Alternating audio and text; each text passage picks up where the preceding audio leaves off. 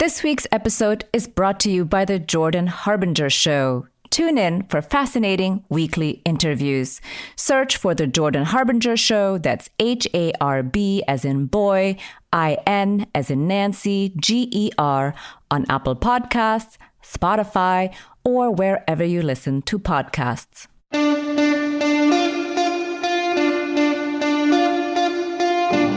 Welcome to Future Hindsight. I'm your host, Mila Atmos. Each week, I speak with citizen changemakers who spark civic engagement in our society. Our guest today is the Reverend Dr. Jennifer Harvey. She's an award-winning author and educator whose work focuses on ethics and race, gender, sexuality, activism, spirituality, and politics, with particular attention to how religion shows up in these dimensions of our shared social life. Today, we'll be discussing her book, Raising White Kids, Bringing Up Children in a Racially Unjust America, which brings her experience as an anti-racist activist and educator to consider how white communities can more deeply support racial justice work. This is our last episode on systemic racism in America. A week after the Atlanta shooting by a white man of 6 Asians, this conversation is perhaps more on point than ever. If white families are not actively teaching our kids how to grow anti-racist skill sets, teaching our kids how to identify with the communities that are harmed by racism and white supremacy, they aren't just going to sort of naturally show up as allies. And in a multiracial democracy, it's critically important that white folks are all in terms of growing the kind of civic environments that we all need and deserve. And so the stakes are incredibly high on the basic interpersonal level around sustaining meaningful and authentic interracial friendships, but also the stakes are really high around raising white citizens that are able to show up and be part of justice movements for the good of all of us in this democracy that needs so much work. We discuss race-conscious parenting in an environment of pervasive racism and fostering healthy white identity. Let's listen in. Thank you for joining us.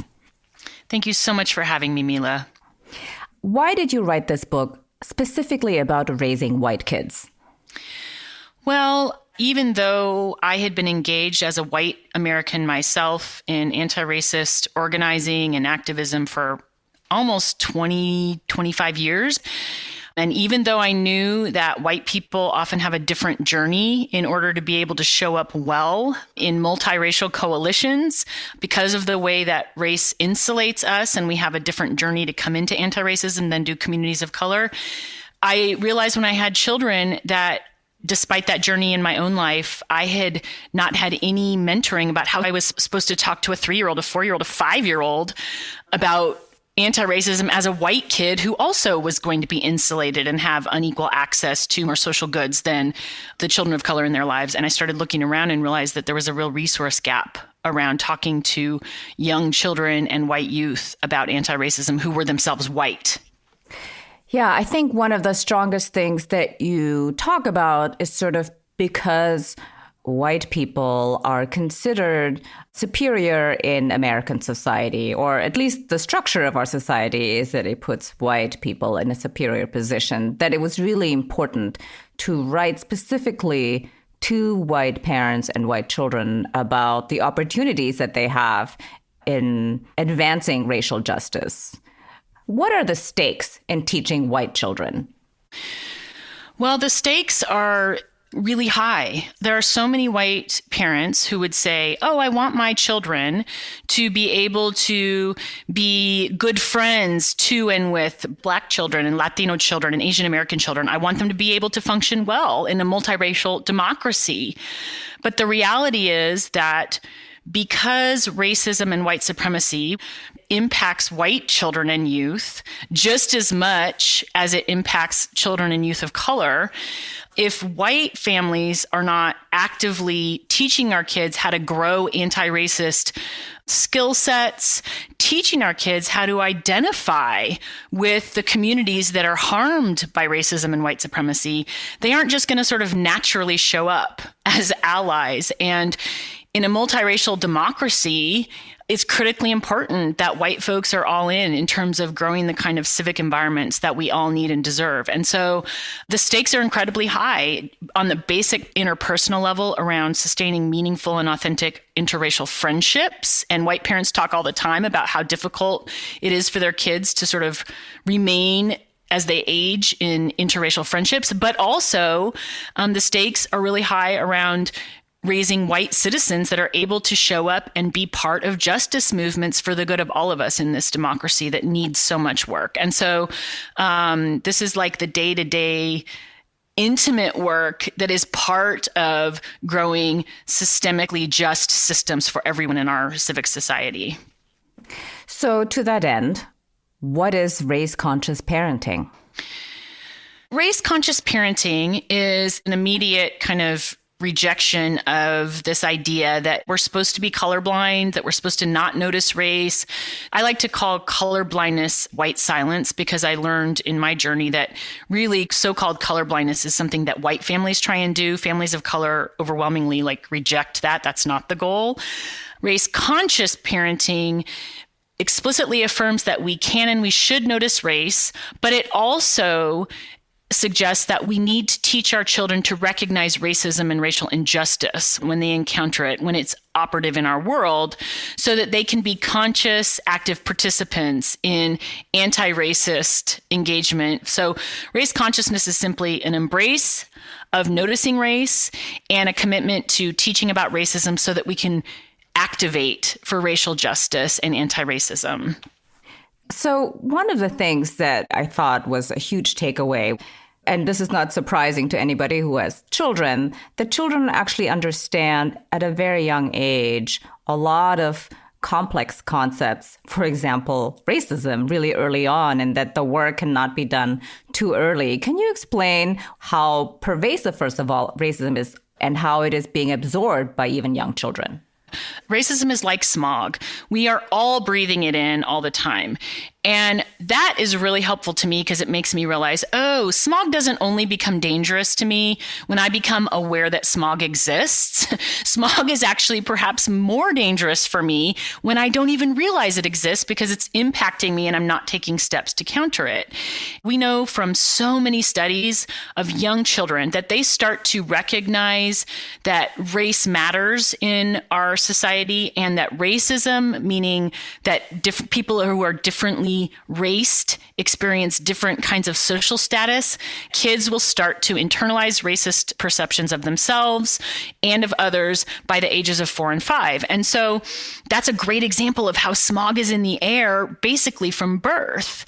Families of color tend to be further along in how they talk about race with their kids. White families tend to practice a lot of white silence because we adults find race so anxiety producing. We tend to think, oh gosh, my kid's too young for this very fraught subject, right? And so I'm just going to wait till they're older. And so there's all this adult anxiety that we bring to conversations about race that will lead a lot of white parents to just go, you know what, I'm just going to practice silence here. We're just going to abstractly say, oh, we're all equal, or we all bleed red blood, to teach a value that we embrace of equality, but one that doesn't actually insulate our kids from the smog of racism. Kids ascertain things so young, and without adult conversation, then they draw their own conclusions about what's going on in the world, conclusions we would not endorse typically as parents.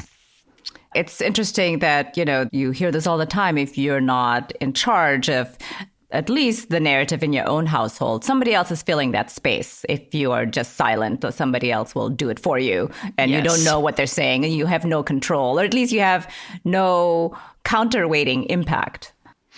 Yeah, absolutely. And actually, Mila, sometimes we will think, okay, well, there may be negative racist voices out there. If I just protect my kids from those, then they won't develop racist interpretations.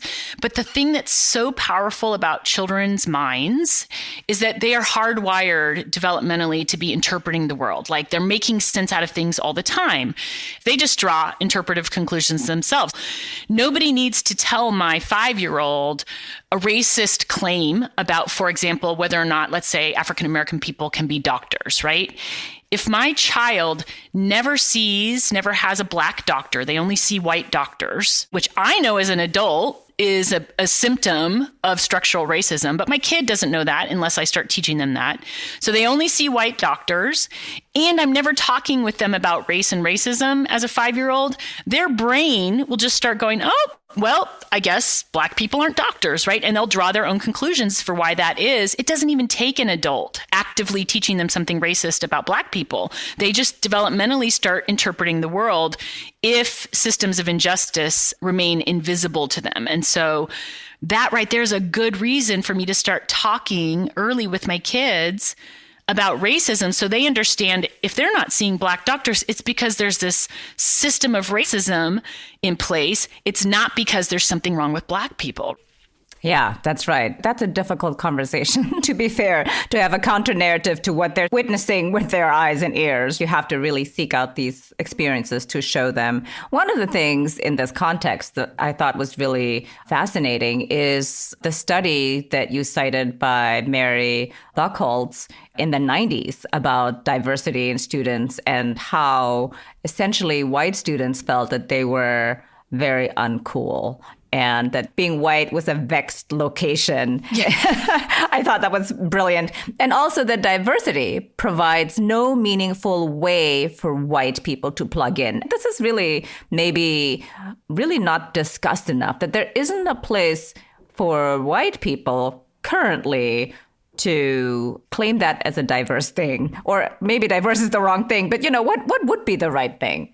Yeah, though, this is so important and it's so counterintuitive because we think, okay, the antidote to color blindness, we need to teach our kids to embrace difference and value diversity. Okay, great.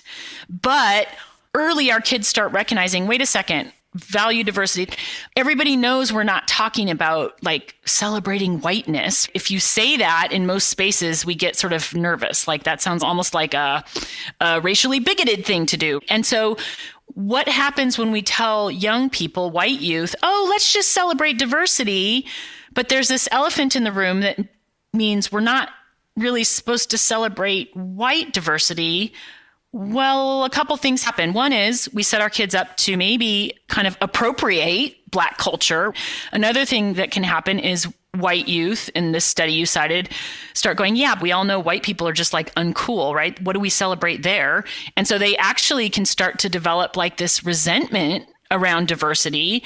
We have to help white youth understand that part of what white America needs to be about is growing kind of a culture of anti-racism, just like communities of color have done throughout U.S. American history. But we also have systems of racial inequality and injustice. And so white people can participate in challenging injustice, but we haven't made that part of the diversity conversation. And when we don't do that, white youth end up set up, in fact, to be very vulnerable to right-wing recruitment tactics that want to go, you know what, all this white guilt, all this like shame and blame you're getting, come on over here, we'll tell you how great it is to be white.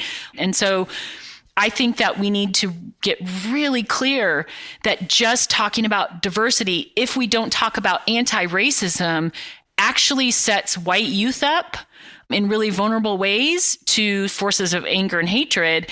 And that, of course, then sets up youth of color who end up experiencing the backlash for those recruitment tactics. So this is a really hard problem, and it's one we've got to get a little bit more honest and savvy about.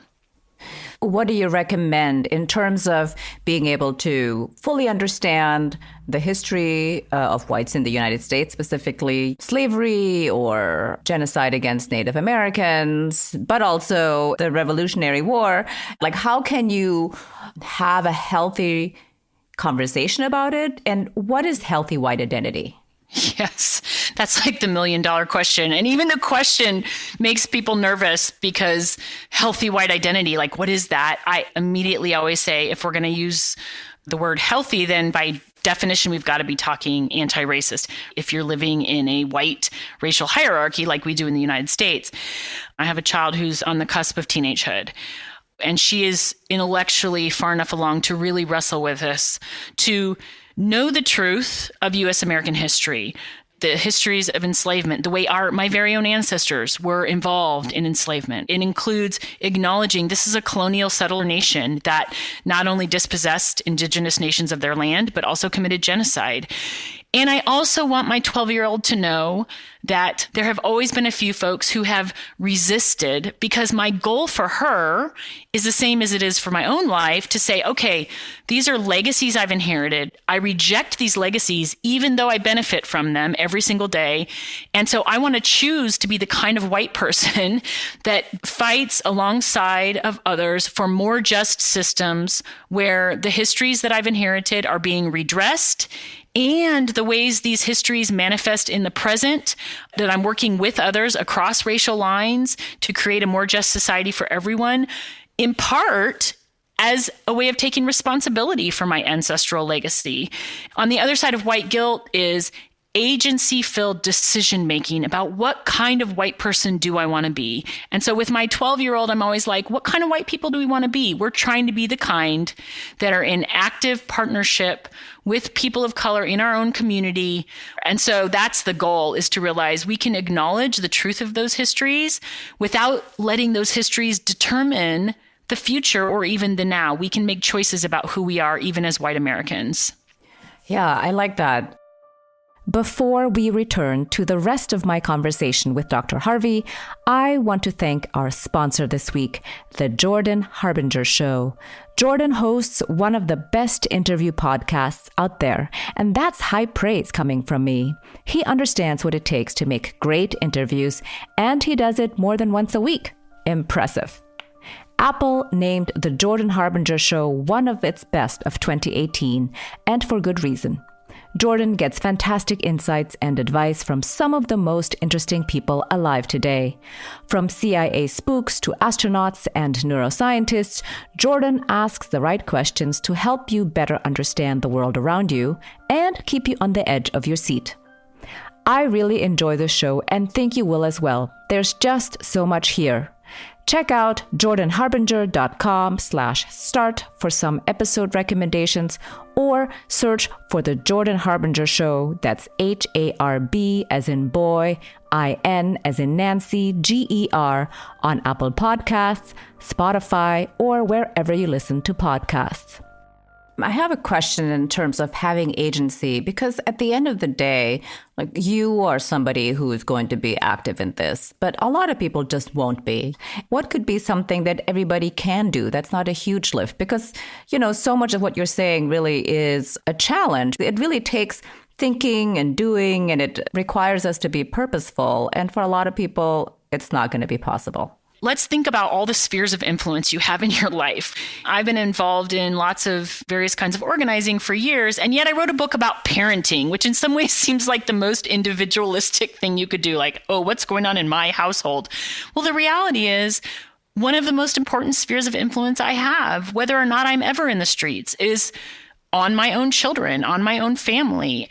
Those of us who look at this huge crisis of racism in the United States and feel very overwhelmed by it, we can take a step back. We need to sometimes take a step back and say, okay, I have a sphere of influence in my home. I have a sphere of influence in my workplace, perhaps. And so can I at least decide, okay, when we all sit down at an extended family dinner table at some point when COVID is no longer, can I really commit to, next time Uncle so-and-so says this about race, being the person at the table that interrupts? Could I commit to doing that? That may sound small, but part of this generational work is interrupting individual acts of racism. And so that's a really important sphere of influence that doesn't just impact who I am in my relationship with Uncle so-and-so. It actually impacts the next generation as they watch that interaction happen. I think those of us with children or youth in schools can think about, how can I be a good partner there? Supporting teachers in growing inclusive curriculum, inclusive classroom environments, growing relationships across sort of the parent spectrum of differently racialized groups with different class experiences. That doesn't take being a big community organizer. And so bringing race-conscious habits to the things we're doing all the time as parents is one of the commitments we can make if we really are what we say we are, which is equity-minded and justice committed, even though we're sometimes not sure what to do about these big problems our society is facing. Oh, I like that. I like that our personal actions will have hopefully a collective effect. And if more and more of us do that, then it'll all make a difference. In fact, one of the things that you mentioned is that sometimes it takes just one white person to speak up, to free up other white people to speak up also. Talk a little bit more about how we can be active proponents for this in schools. So I give a story in the book where actually my child came home from school with having made a headdress for Thanksgiving, which I know for lots of reasons that is not something children should be doing. Any children who are not Native should not be making headdresses. And I felt incredibly nervous about saying something to the teacher because I didn't want to shame and embarrass her. But I also knew that I had kind of a moral responsibility just to name that I was bothered and troubled by that. What I learned in that conversation, and I've learned this many other times, as soon as I started to say something, she immediately said, "Oh my gosh, I knew this shouldn't happen. I knew I shouldn't have let this happen." And she went on to explain how it had happened. And it turned out she had done what I had almost done, which is someone else had suggested it. She had not stopped it from happening. And me saying something immediately enabled her to say, "Oh my gosh, I knew it too. And I didn't say anything. But now that you've said something, I can assure you this is never going to happen again." And I've had other experiences like that where, as human beings, I think it's not just around issues of race. We often kind of are nervous to be the first one to put our toe in the water. But once someone does, a lot of times we find out, oh my gosh, there's a whole bunch of people here who are willing to have my back or who are willing to also say, yeah, we need to actually change what's happening here. Schools are hard because teachers have state level curriculum expectations. They have to worry about all kinds of different parental backlash that might come. And meanwhile, public school teachers certainly are sort of underpaid and publicly undervalued, truthfully. But I think that one of the things that goes on in our classrooms is that teachers and administrations often think okay, race is so loaded, we got to just sort of stay away from this. But the reality is we know we cannot create truly inclusive learning environments for all children, especially for children of color, if we presume to believe that the experiences of race they're having in the outside world aren't going to show up in the classroom. And so color blindness just does not work as a sort of even playing field teaching strategy because all children, but certainly children of color, don't experience color blindness in the world. They experience racism in the world. I think parents have a huge role to play partnering with teachers, partnering with the administrative staff in growing the language of race consciousness and teaching practices that are race conscious in our school buildings so that all kids and youth get more truthful and complete education. It might feel scary, it might feel hard, but it's urgent for the sake of all of our children that we just do it. Yeah, it's very uncomfortable, but like you said, it's necessary. One of the stories in your book that really struck me is when you were teaching What Does Justice Look Like, the book, and the history of how Minnesota became a state, which elicited horror at the history and outrage at never having been taught the history. And I think this kind of goes at the heart of colorblindness and diversity, both at the same time, that we talk about it in a way that's sort of everybody's equal, but in reality, actually, that's not what we're doing at all. When we're teaching colorblindness or we're using euphemisms or neutered history, we're actually actively changing the narrative. Absolutely. Whitewashing is really what it is, isn't it? That book, I teach that in my college classes. And what happens in the room is this sort of pulsing energy that is so alive and so painful because I teach in Des Moines, Iowa. And so there's a lot of students from Minnesota here. And the white students are oh my God, I've never learned this history of my very own state, right? And what they've learned instead is a white colonial settler history of the state of Minnesota that is not only factually incomplete and very inaccurate in ways, but they end up really sad and angry to find out that they've had their own history of ancestral participation in human rights violations completely withheld from them. And so sometimes I feel if their parents and teachers only realized they were longing for more accurate, morally complicated, more truthful sort of engagement around their own histories. And if we would just sort of, again, go there with the young people in our lives, I think we adults would find that they are just yearning for conversations about how to make sense out of what's going on in this country. And we would all be stretched and grow deeper roots with one another if we would risk having these conversations with all of our young people much earlier in their journeys. Yeah, that's really powerful to have that understanding from your point of view since you're teaching this class. What did you learn in the process of writing this book about anti-racism work in families or even in students that you didn't expect that really was a surprise to you? What a great question. I think racism has made communities of color, families of color, vulnerable without them having a say. White families like mine, we have had the option of not getting vulnerable. And I think one of the things I learned when I wrote Raising White Kids is that the act of getting vulnerable actually opened me up in different ways than even my longtime engagement in racial justice activism had ever allowed.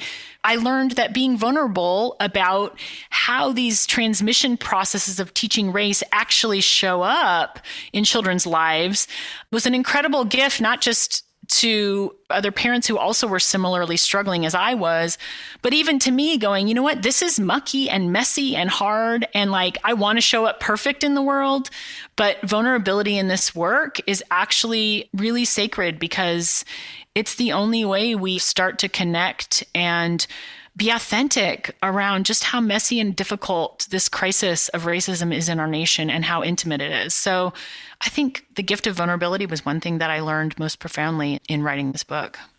Yeah, that definitely came across in the book. So as an everyday person, what are two things that I could be doing or maybe at this point thinking about to advance anti-racism, specifically as a white person? One thing as an everyday white person would be to think about, okay, what is it right now that makes me uncomfortable? If the 12-year-old in my life was to ask me this question, what would be my discomfort point? And just to kind of get curious with myself about why that is and what I might need to read or watch or listen to next in order to grow through that discomfort. One of the things we can all be doing is becoming better partners for the children and youth in our lives. And that sometimes means learning things that we don't know yet. And it's okay to be curious about that. I'm curious where I get uncomfortable and what I don't know, and how could I make it a commitment to just grow and know that next thing. So I'm learning and then modeling that with the kids in my life. I think the second thing I really want just everyday white folks to realize we can do is, again, literally look around and think, okay, there's 7 days in a week, there's 24 hours in a day.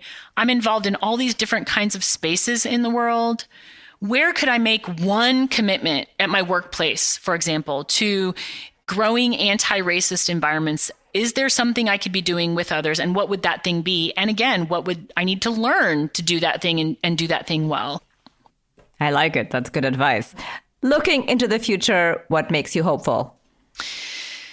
Well, what makes me hopeful is the way people continue to mobilize, to organize, to resist, to all through summer 2020, multiracial groups of folks stepped in and stood with Black Lives Matter movements that had been organizing, of course, for years and years. There was this sort of influx of energy that moved into support of those movements that we had not seen before.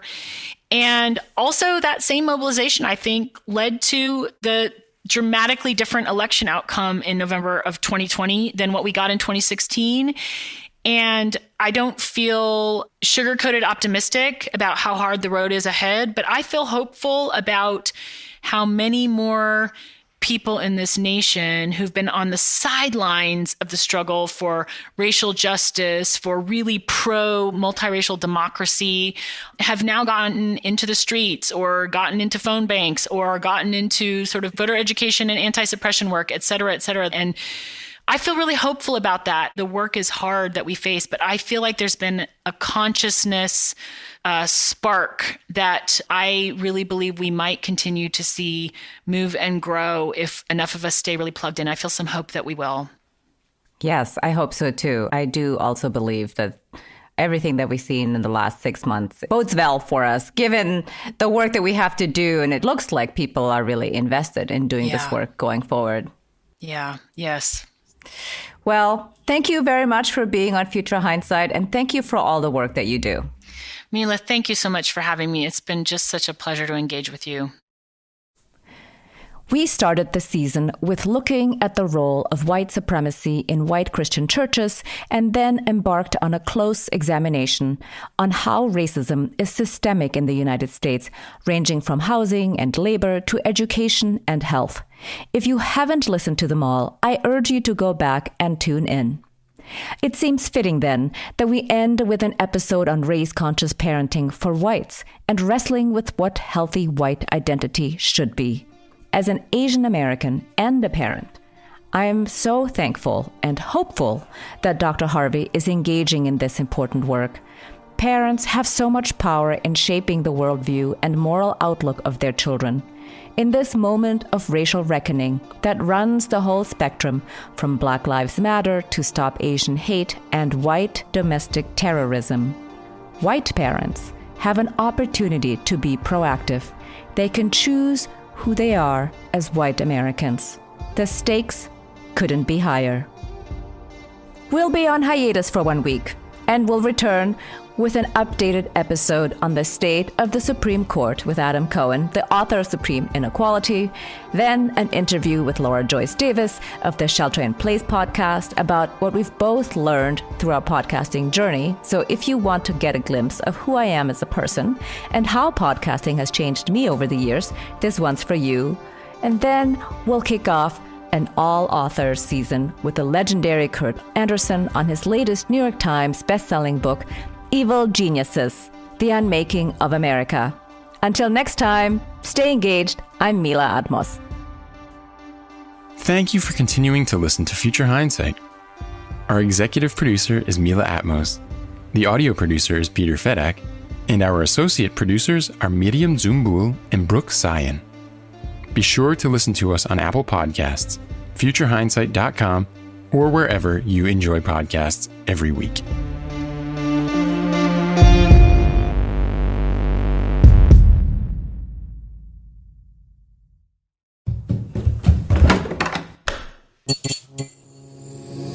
This podcast is part of the Democracy Group,